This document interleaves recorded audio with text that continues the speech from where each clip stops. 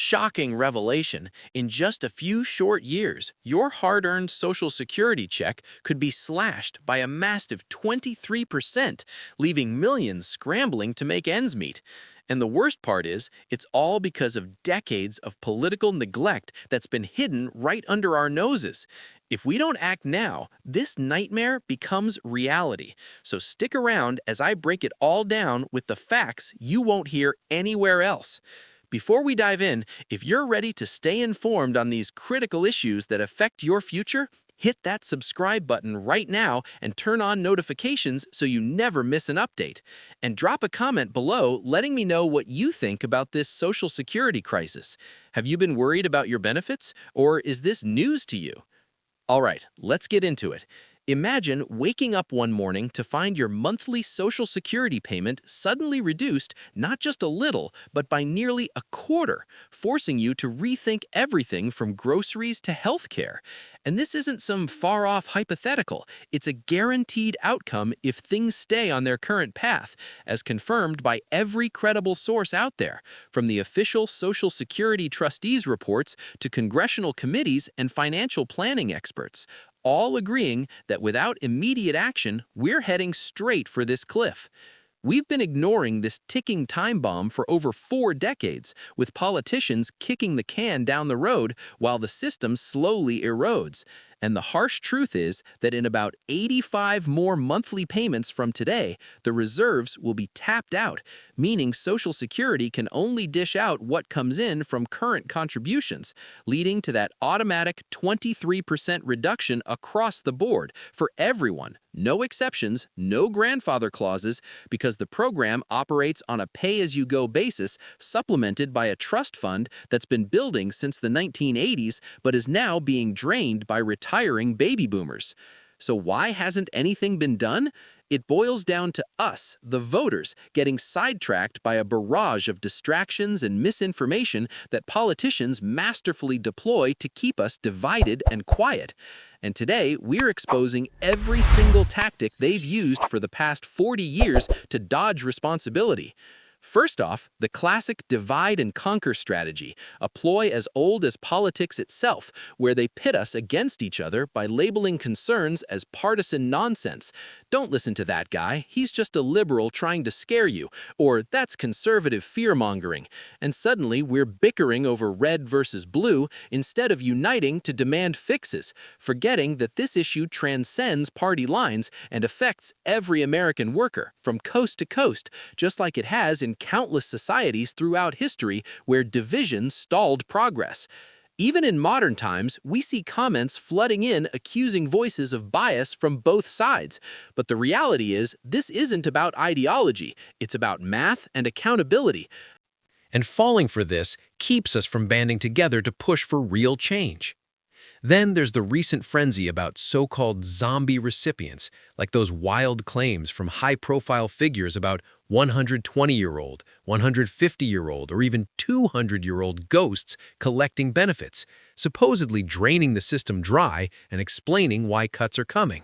But hold on, where's the evidence? We've seen 0 arrests, 0 perp walks, not a single case of someone hauled away in handcuffs for fraud on that scale. Because it turns out those allegations were based on the wrong data set entirely. The focus was on an outdated database called Numident that hasn't dispersed a dime since the program's inception in 1935, while the actual payments come from the master beneficiary record, which wasn't even checked, leading to a quiet admission later on a podcast that, yeah, it wasn't accurate after all. But not before the distraction had already spread like wildfire, pulling attention away from the real problems. Speaking of myths, another favorite is the vanishing trust fund. Call your representative and ask about the impending cuts, and they'll spin a tale about how it's mysteriously lost, maybe joking about digging holes behind the White House or Treasury to find it, promising to restore it once unearthed. But that's pure nonsense. All you need to do is pull up the annual Social Security Trustees Report, freely available online, and it spells out exactly where the money is, with crystal clear accounting, showing reserves starting at around $2.6 trillion in recent years, bolstered by FICA taxes bringing in over $1.1 trillion, plus interest earnings and taxes on benefits adding up to about $1.3 trillion in total inflows, while outflows for benefits hover around the same, leaving a shortfall of roughly $100 billion that gets covered by dipping into those reserves, dropping the fund to $2.5 trillion and continuing to decline year by year until it's projected to hit zero in about 7 years, at which point benefits get cut to match incoming revenue only. This isn't some hidden conspiracy, it's transparent data that politicians ignore while we chase red herrings. And if we stopped buying into these excuses, we could force them to act before it's too late. Now, let's tackle the blame game on undocumented immigrants, a go-to scapegoat for ages, with claims that they're siphoning off retirement benefits, disability payments, SSI, or even Medicare, supposedly causing the shortfall. But that's flat out wrong. To qualify for any Social Security benefits, you must prove legal status through rigorous checks, including green cards verified via the Department of Homeland Security's SAVE system. So if you're here without proper documentation, you're barred from these programs, period.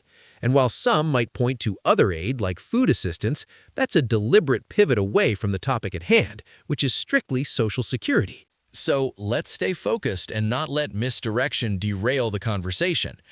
Another persistent whine I hear in comments is that folks have been warning about Social Security running dry for 40 years, so why panic now? Well, yes, the trustees have indeed flagged this every single year as required by law, projecting 75 years out, unlike short-sighted corporate quarterly reports that ignore long-term fallout. And for decades, they've highlighted the growing imbalance, not due to wild factors like fluctuating birth rates alone, but primarily because of the payroll tax cap that lets high earners off the hook. Right now, if you make up to $176,100, you pay FICA on every cent, but anything above that is tax-free for Social Security purposes. And since the 1980s, income inequality has skyrocketed, with most gains flowing to the top earners who escape this tax, meaning trillions that could have shored up the system have instead stayed in private pockets under the promise of trickle-down economics that never materialized, leaving the fund underfunded and forcing us toward cuts unless we lift or scrap that cap to ensure fairness.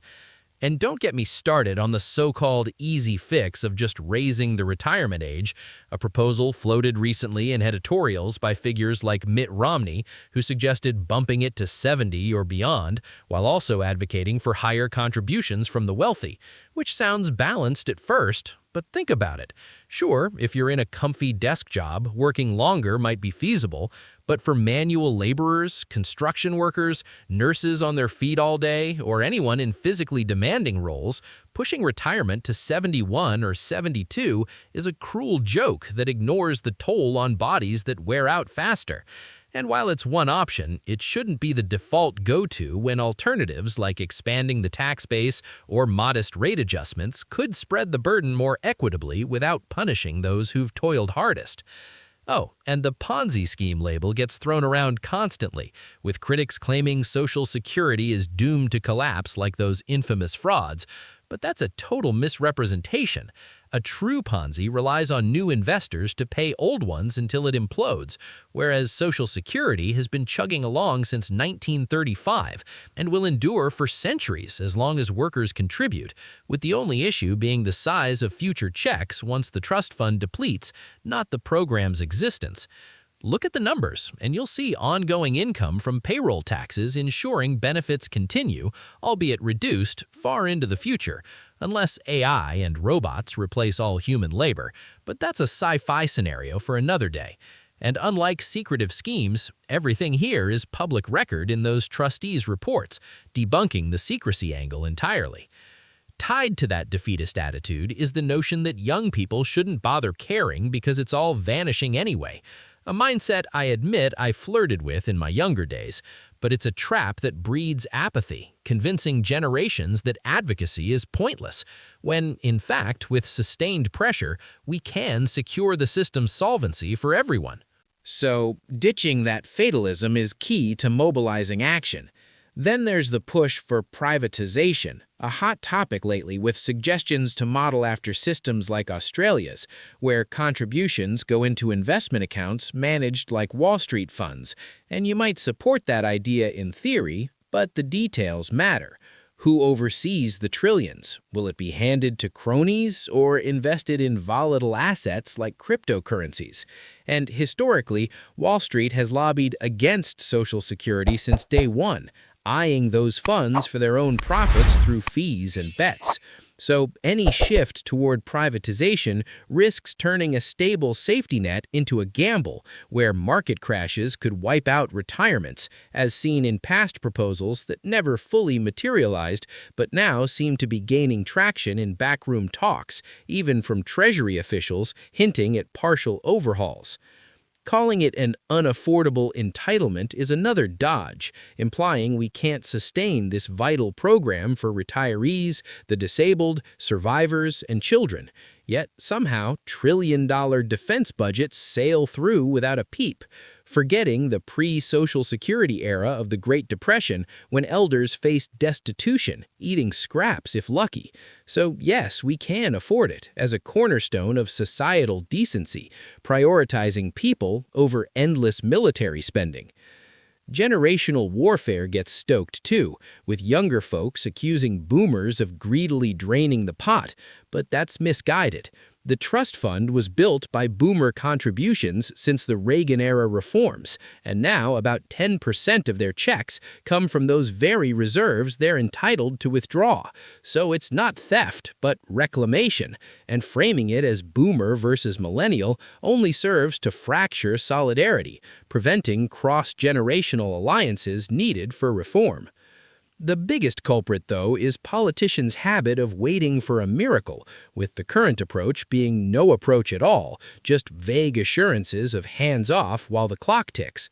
But inaction is a choice that guarantees cuts, and recent murmurs about Australian-style tweaks signal a stealth move toward privatization benefiting Wall Street insiders. So we must demand concrete plans now.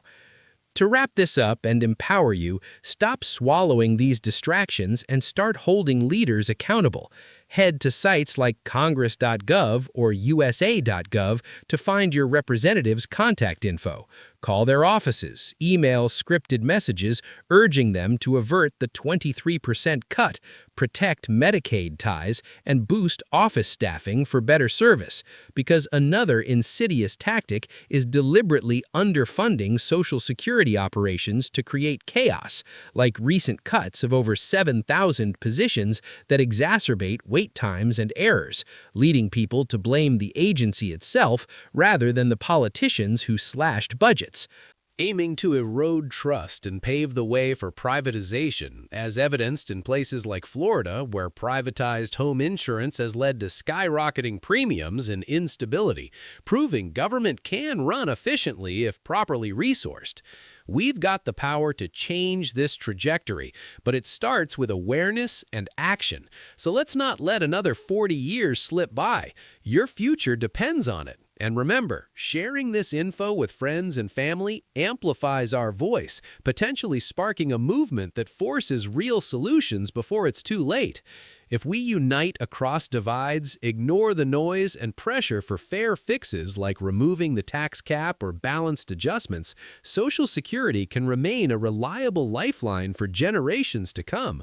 But delay means deeper pain. So what are you waiting for? Get involved today, and let's secure the promise of dignity in retirement that our forebears fought for. Expanding on that, think about how this crisis didn't sneak up on us. The warnings have been consistent, rooted in demographic shifts like longer lifespans and fewer workers per retiree, but compounded by policy choices that favored tax breaks for the ultra-rich over bolstering the fund. And while some argue for means-testing benefits to target only the needy, that risks turning it into welfare with stigma and bureaucracy, eroding broad support that keeps it strong as a universal program. Moreover, international comparisons show countries like Canada or Sweden maintaining robust systems through proactive tweaks, adjusting contribution rates or eligibility gradually without shock cuts. So why can't we follow suit instead of brinkmanship? The trustees' intermediate projections, which are the most realistic, factor in economic growth, immigration, and productivity, yet still show insolvency by 2034 unless addressed, and optimistic scenarios only delay it slightly, while pessimistic ones accelerate it, underscoring the urgency regardless. Diving deeper into the zombie myth, it stemmed from misinterpreting data anomalies where old records lingered without active payments, but no actual fraud at scale was uncovered, highlighting how viral misinformation can derail discourse, much like baseless claims about voter fraud in elections.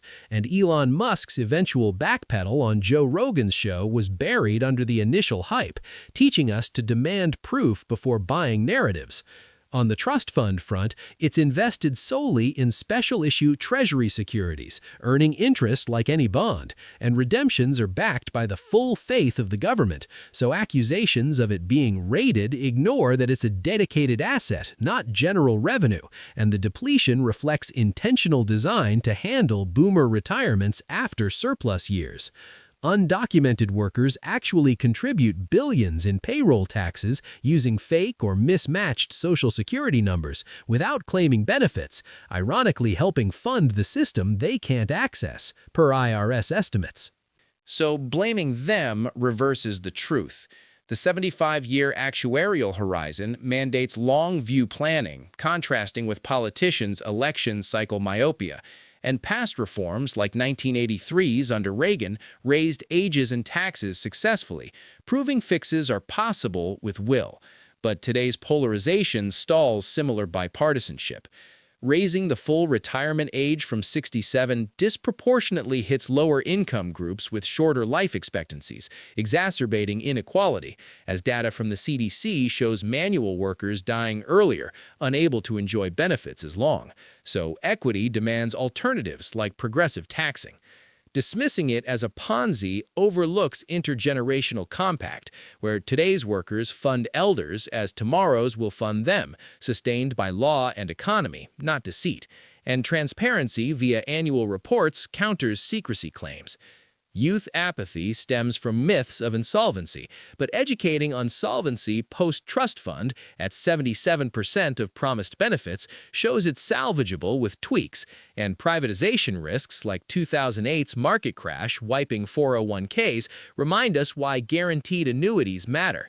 Affordability is relative. With GDP over $25 trillion, dedicating 6% to Social Security is feasible, especially versus unchecked entitlements like tax loopholes costing more, and historical poverty reduction from 50% pre-1935 to under 10% now proves its value.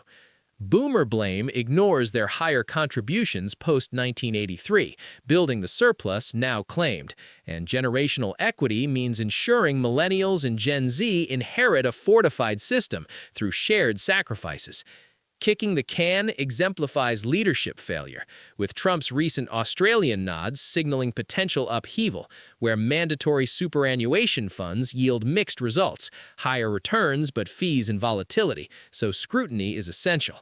To combat service sabotage, note how budget cuts led to backlogs, with wait times for disability hearings exceeding a year, frustrating claimants into despair.